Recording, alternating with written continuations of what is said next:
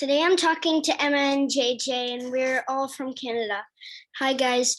We are seeing strong effects from climate change. Canada is the 10th largest emitter of carbon in the world. Last year, temperatures hit an all-time high of 49.6 degrees Celsius in Lytton, BC, which then burnt down. Our polar ice is melting. We are seeing an increase in forest fires, flooding, and storms.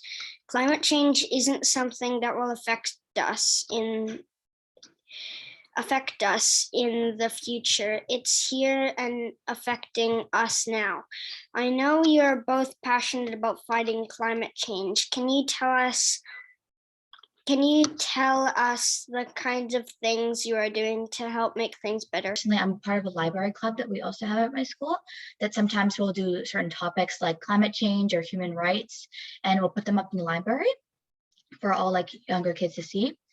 So I think that is obviously just like education, education, like people who come in is also just a part of it. But I also, like, when I brush my teeth in the morning, I turn off the tap so I don't waste water. I also use a reusable water bottle so I don't pollute any more plastic than needed, because I know that's already a big problem. And also when I leave the room, I turn off the lights so I don't waste any energy. And because I think that's important, just like the little things even that you don't think are actually wasting that much electricity, or like that are polluting that much carbon dioxide, they actually do. So I think that's very important, just to notify like the little things. What about you, JJ? Yeah, so building off of what Emma said, yeah, so we put up posters about the Olympics and how they're affecting the environment and the issues in that.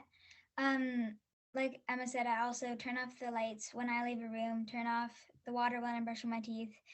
But also when I was younger, I was in a group called the Bee Club, where we planted greenery around our school.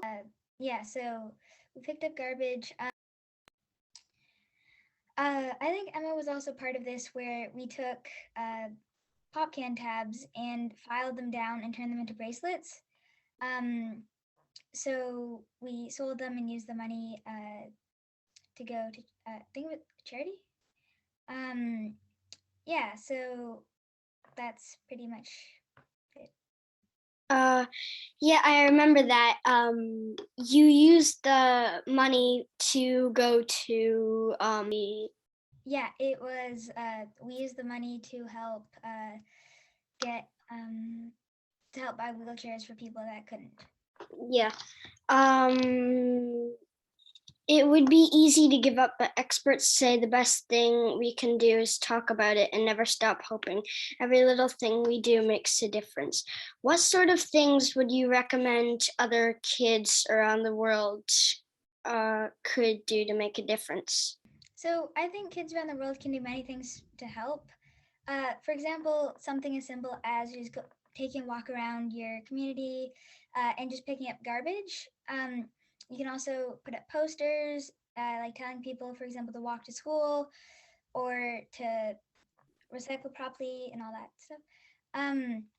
Also, I think something you could do is volunteer at a local nursing home, soup kitchen, or like animal shelter, just to give people help. And yeah, you can also donate gently used toys and clothes, or sell them and put the proceeds towards a charity of your choice.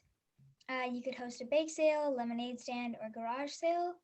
And all of these things might not seem so big to some people, but little things can change the world. Yeah. What about you, Emma? Well, I think that just overall, educating yourself, like you said, putting up posters is also a good thing, like we did.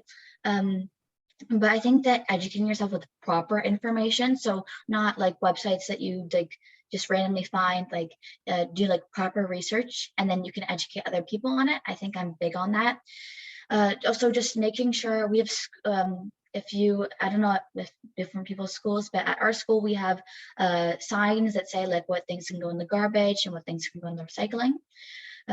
Our classroom has that, which I think is really good because a lot of like things don't actually get like properly recycled, and it just is sad that we see that so often, and it's a really big problem. As JJ said, like the little things like really do count.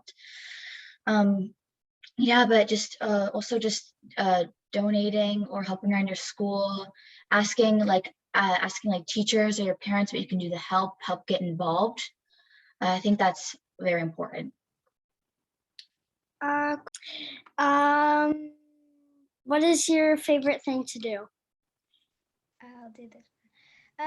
My favorite thing to do is probably actually just to be outside, because I like so many activities outside. For example, like skiing, biking, wakeboarding, tubing, and so many other things. But yeah, I guess it's just being outside. I don't really have a favorite activity. What about you, Emma?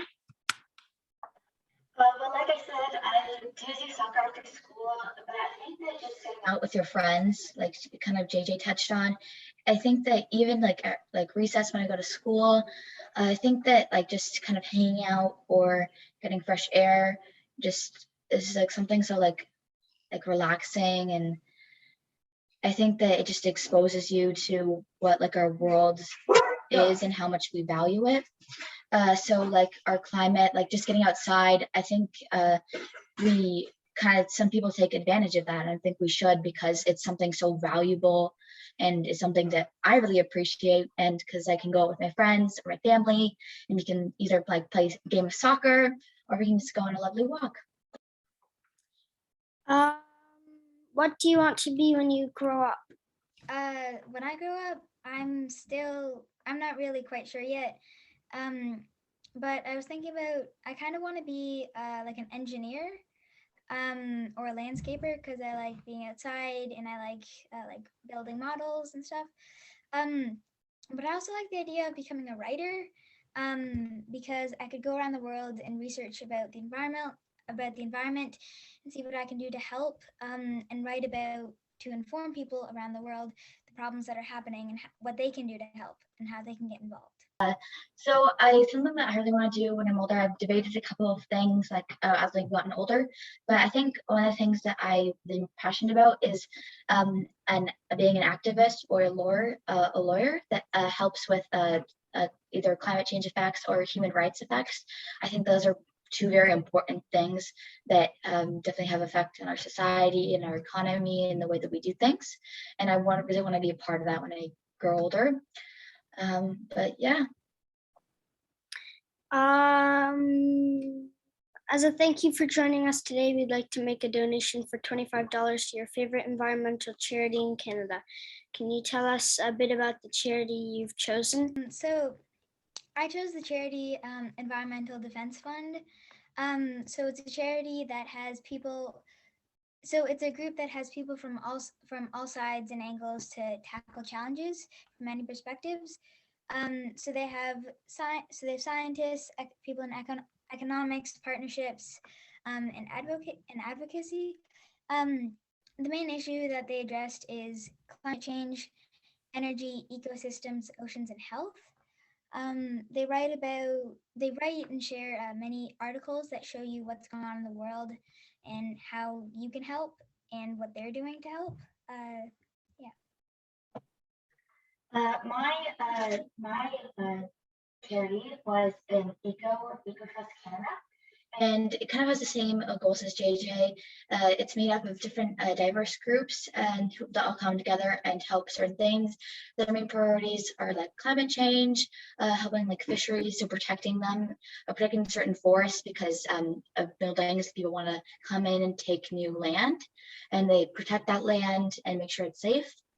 They also do with new like solar energy, so help find like renewable, sustainable energies, which I think is very good and something that we need. But yeah, I think overall it's just a very good organization of people that wants to help do good in this world. Okay, click the link below to donate to Environmental Defense Fund. Click the link Click the link below to donate to Eco Trust Canada. Thanks for answering my questions and joining me today. Thank you. Thank you. I enjoyed. Bye. Bye.